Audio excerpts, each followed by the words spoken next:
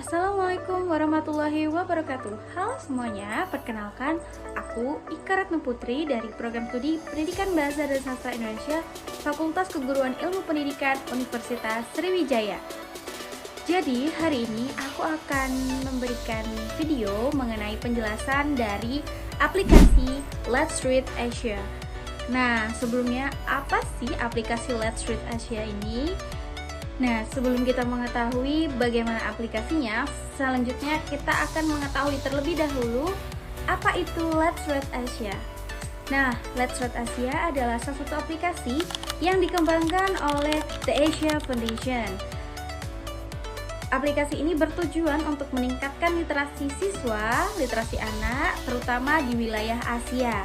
Selain itu, tujuan dari aplikasi ini adalah menyediakan atau memfasilitasi adanya bacaan-bacaan yang relevan bagi anak. Dimana kita bisa menemukan aplikasi ini? Nah, aplikasi ini bisa kita download melalui App Store dan Play Store.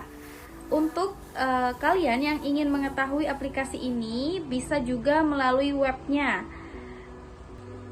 Baiklah, tanpa menunggu lagi, mari kita ke aplikasinya. Nah, buat kalian pengguna aplikasi, kalau sudah punya aplikasinya langsung klik saja aplikasinya. Jika kalian pengguna web seperti saya, bisa diklik dulu webnya. Nah, ini kita pilih yang bagian pertama ya teman-teman. Nah, ini setelah dibuka ada bagian seperti ini. Nah, ini lucu ya, ada gambar gajahnya. Nah, banyak sekali kan tampilan dari cerpen-cerpen itu. Nah, sebenarnya apa sih cerpen itu? Cerpen adalah cerita pendek yang berbentuk prosa fiksi yang merupakan karangan, jadi imajinasi. Jadi cerpen itu biasanya memiliki alur cerita yang lebih pendek dan fokus pada suatu peristiwa atau konflik utama yang dialami oleh suatu atau beberapa tokoh, teman-teman. Nah, sekarang kita akan lihat bagaimana sih cara membuat akun di akun ini supaya kita bisa membuka aplikasi ini dengan mudah. Itu ada profile, itu kalian tinggal masuk saja menggunakan Google ya. Oke, nah ini sebelumnya saya sudah pernah masuk, jadi saya tinggal menggunakan yang sebelumnya saja. Banyak sekali ya bahasa-bahasa yang bisa kita pilih, jadi kita bisa leluasa menggunakan bahasa-bahasa yang kita pahami begitu. Setelah itu loading lagi. Nah, ini ada beberapa cerpen yang bisa kita lihat di perpustakaan, lalu ada berbagai judul cerpen. Nah, ini saya akan mencoba mengklik satu judul. Kita klik. Nah, ini tampilannya kalau saya klik judul tersebut. Oke.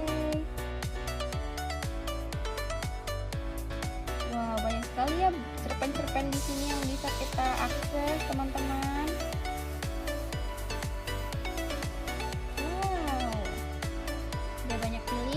Ada banyak yang sesuai gitu dengan minat kita ya, kita bisa memilih sesuai dengan hati kita.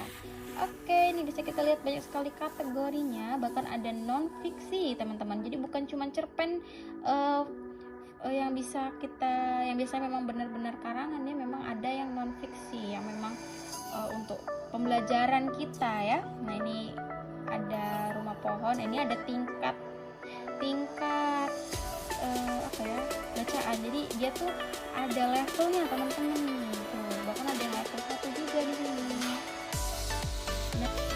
Nah, sebelumnya aku menjelaskan apa saja sih unsur-unsur dari cerpen. Di unsur cerpen itu ada unsur intrinsik dan ekstrinsik. Nah, kalau unsur intrinsik itu ada tema, tokoh, latar, alur, sudut pandang, amanat, dan gaya bahasa. Nah, ini memang sering sekali ya kita jumpai unsur-unsur ini. Nah, kalau unsur ekstrinsik itu ada latar belakang masyarakat, latar belakang pengarang, dan nilai-nilai terkandung dalam cerpen. Ini bisa kita pelajari dengan mudah ya teman-teman. Banyak sekali kan yang bisa kita pelajari di aplikasi ini. Selanjutnya kita juga akan melihat apa sih ciri-ciri cerpen gitu ya. Nah, ciri-ciri cerpen itu panjang teks itu biasanya terdiri dari 500 hingga 7.500 kata. Lalu fokus pada satu peristiwa, teman-teman. Setelah itu jumlah karakternya itu terbatas. Jadi dibandingkan dengan novel, cerpen ini lebih terbatas. Lalu plotnya itu tunggal. Jadi memiliki satu plot utama gitu. Dan tentunya settingnya terbatas ya teman-teman, karena kan cerpen jadi pendek, jadi tidak terlalu kompleks seperti novel. Lalu temanya itu jelas, karena dia pendek jadi kita harus memperjelas tema yang ada di dalam novel tersebut. Lalu pengembangan karakternya itu singkat-singkat biasanya. Nah, pengembangan karakter ini dilakukan dengan cepat dan efisien karena mengingat bahwa cerpen ini adalah cerita yang pendek gitu. Lalu klimaks dan penyelesaiannya itu cepat juga. Jadi memang karena cerpen, jadi tentu kita harus mempersingkat cerita, tetapi juga harus tetap memberikan plot-plot yang menarik gitu. Gaya bahasa juga padat biasanya, karena penggunaan gaya bahasa dalam cerpen itu cenderung lebih efisien seperti itu.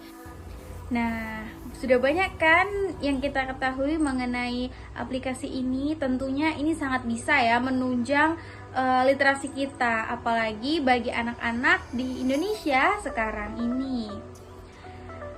Tadi sudah disajikan adanya pengenalan dan langkah-langkah bagaimana sih aplikasi ini gitu, bagaimana bentuknya aplikasi ini. Bagaimana, sudah jelas kan cara penggunaan, lalu prosesnya juga sudah dijabarkan. Saya harap literasi di Indonesia semakin meningkat dan semoga aplikasi ini bisa terus berkembang. Saya ucapkan terima kasih kepada para pendengar dan yang sudah menonton di video kali ini. Sampai jumpa di video selanjutnya.